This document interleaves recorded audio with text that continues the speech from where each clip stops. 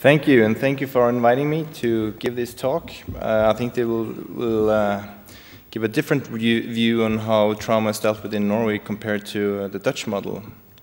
I believe many of you have heard this statement, or read the statement, probably not heard, but read the statement by William Halstead over 100 years ago. That still rings true, but I think it's increasingly difficult to have a surgeon that's well adapted with all kinds of emergencies and trauma in the subspecialty area that we are now in. Also, as pre-hospital care and transport improves and increases, the surgeons will increasingly see sicker and more severely injured patients.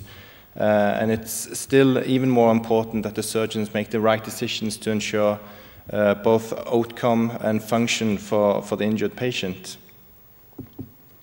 So how can you ensure that this is being maintained and taken care of in a Norwegian trauma system?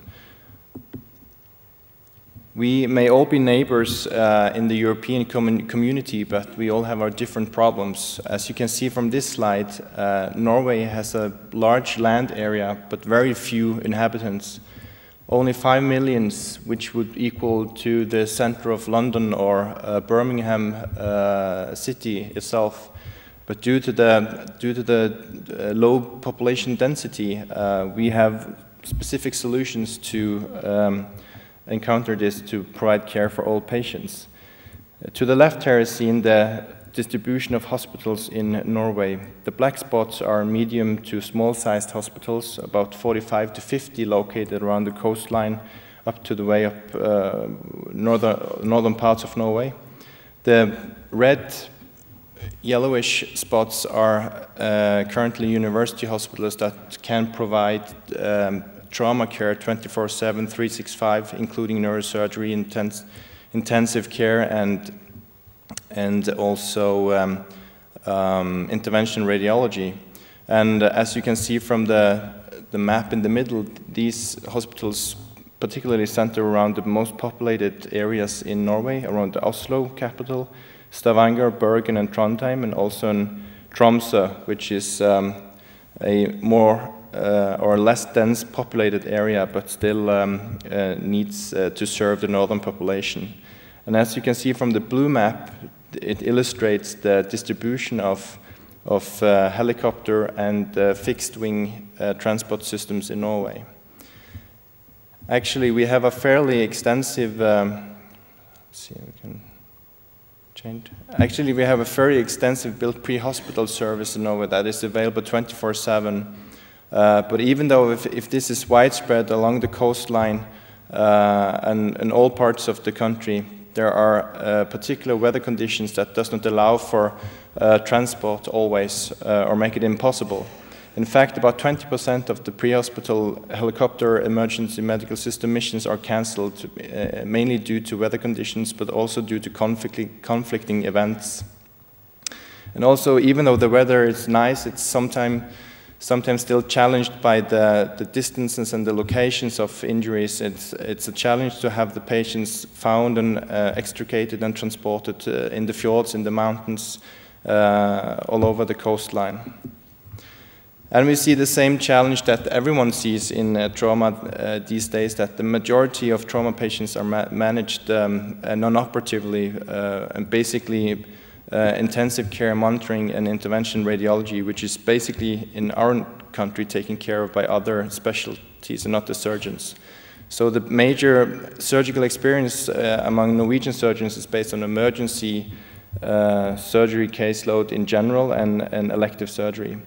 And even one study from the busiest trauma hospital in Oslo a couple of years ago demonstrated that on average a trauma team leader would see about 120 trauma patients per year, of which 50 of those would be severely injured, which would speak for one patient a week, and the trauma team leader would participate in less than one trauma laparotomy per year, and that's in the busiest trauma center. So the baseline for our system is that we have a low population density, we have long distances, we have unpredictable climate, we have a low volume of severe trauma, we have large rural-urban differences, very many small hospitals, and we currently have an informal system of trauma that is developing within regions and is now being formalized. And we don't have trauma surgery as a dedicated or defined specialty of education. So how can we deal with the trauma patients that we see in our country? As depicted in this slide, you can see that in the Oslo area, they see very many more traumas per year compared to the other major cities. Stavanger, Bergen, Trondheim sees about 400 to 500 trauma patients per year, whereas Tromsø sees about 200 to 250. The rest of the hospitals sees a various number of trauma patients per year, but the important part is that 95% of all the hospitals now have dedicated trauma teams in their institutions. And the trauma teams usually consist of a surgeon, an orthopedic surgeon, anesthetist, and nurses and personnel from the lab, possibly also a radiologist and a radiographer. This differs considerably between institutions and may vary in size and composition from hospital to hospital. Nonetheless, the team expects the surgeon to be a master of emergency skills, which means that the surgeon has to have individual competencies and skills in performing emergency procedures. The surgeon should be captain of the team, should be the decision maker, leading the team through the resuscitation process and the further diagnostics and treatment. And it should also coordinate and oversee management of the patients in the course of the patient treatment course. So the surgeon needs to have technical skills, knowledge, and non-technical skills to manage this in a trauma setting. And how do we cope with that in Norway? ATLS you are all familiar with, and it's a basic course that now has been made mandatory and is taken by pretty much all surgeons and orthopedic surgeons within the 2 first years of training. Some hospitals have instituted requirements that all trauma leaders, in order to be trauma leaders, should have ATLS as a basic requirement. In addition, since 2002, we have now a mandatory course in war surgery and traumatology, where the surgeons are particularly being exposed to and trained to penetrating trauma in a standardized gunshot pig model. That is usually performed 3 to 4 years after surgery. And increasingly, surgical teams are sent from the hospital to participate in DSTC courses, which you also may be familiar with. The war surgery course is a 1-week in-camp course that is a combination of lectures from international faculty.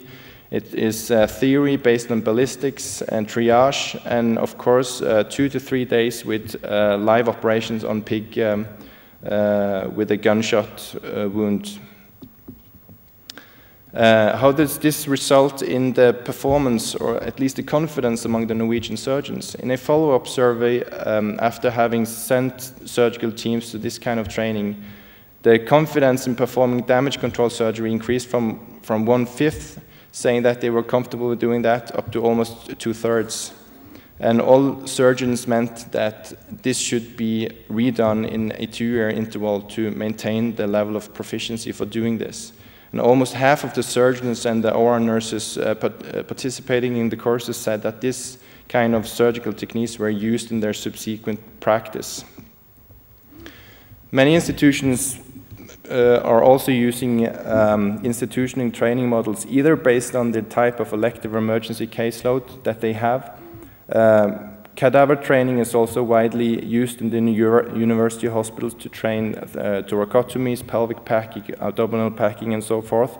And in my institution, we managed to train all surgical and orthopedic trainees in specific procedures using this approach over a 12-month period.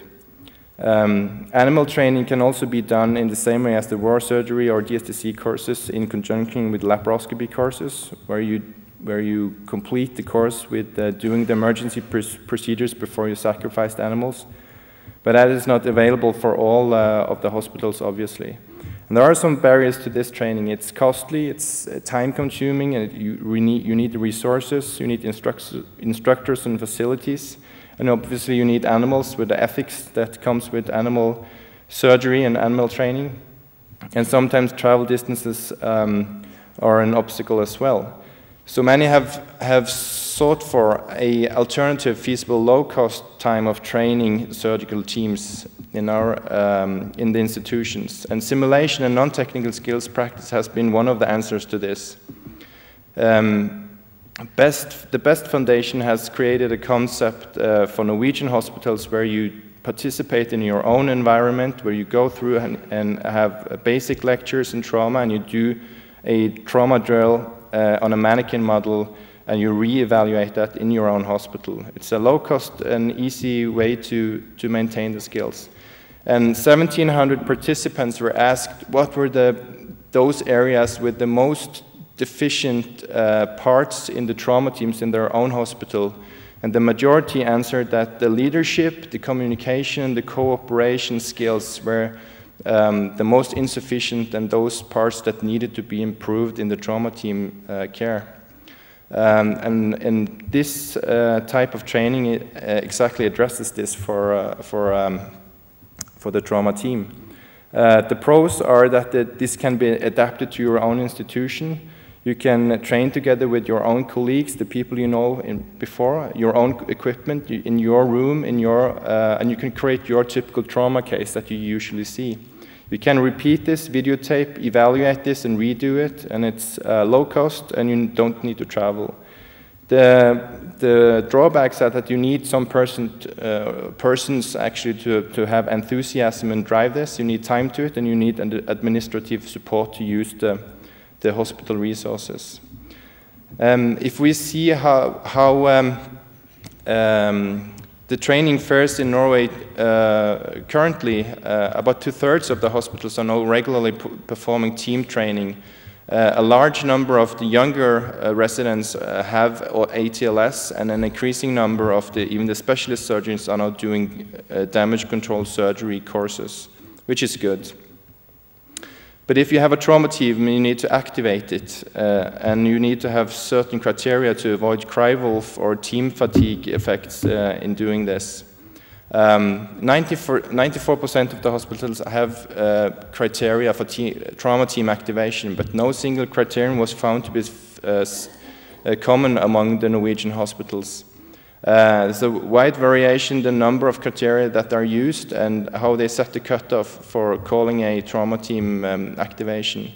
And it's not clear why hospitals choose this, but probably it's based on tradition rather than evidence, and that the smaller hospital adapt to their local needs. And some hospitals even argue that they want to have a high rate of over-triage to also use this as a training. Some hospitals have tried a two-tiered approach in the trauma team activation to avoid trauma team fatigue, so to speak. And this has been partly successful in my institution, reducing the number of hours spent per patient. But basically this boils down to the anesthetist not having to show up in the resuscitation room. So it doesn't make that great of a difference for the surgeons, but it allows the pre-hospital personnel to so-called over-triage some of the patients that they are unsure of. And after the 22nd of July last year, it's also probably important to address mass casualty events, that we can prepare for the unexpected event. The pictures still horrors the Norwegian people, of course. But some good lessons have been drawn.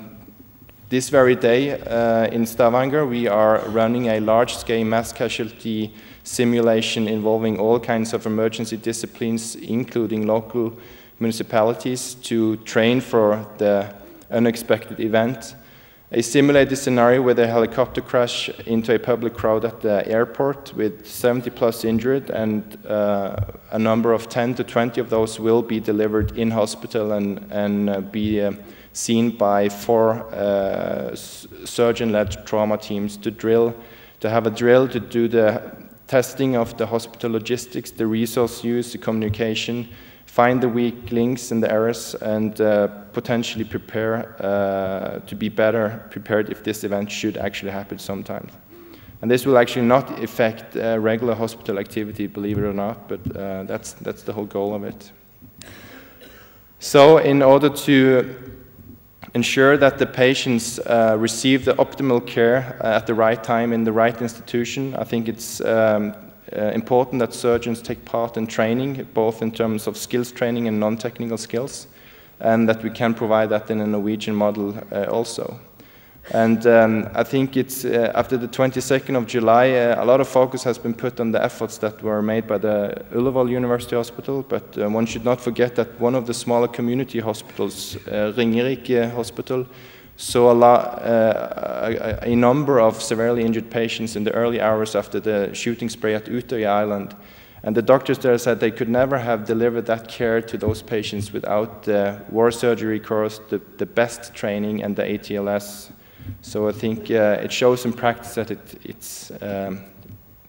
it's possible.